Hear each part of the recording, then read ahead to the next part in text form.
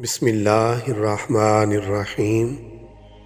معراج کی رات اللہ تعالیٰ اور حضور نبی کریم صلی اللہ علیہ وآلہ وسلم کے درمیان کیا گفتگو ہوئی۔ رسول اللہ صلی اللہ علیہ وآلہ وسلم اللہ تعالیٰ کی بارگاہ میں حاضر ہوئے تو عرض کی، التحیات للہ والصلوات والطیبات، یعنی تمام قولی، بدنی اور مالی عبادات اللہ تعالیٰ کے لیے ہیں۔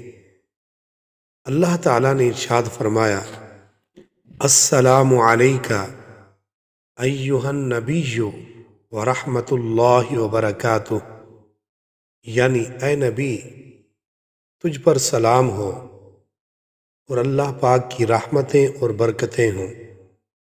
رسول اللہ صلی اللہ علیہ وآلہ وسلم نے چاہا کہ سلام میں آپ کی امت کا حصہ بھی ہو جائے، لہٰذا عرض کی، السلام علینا وعلی عباد اللہ الصالحین، یعنی ہم پر اور اللہ کے نیک بندوں پر سلام ہو۔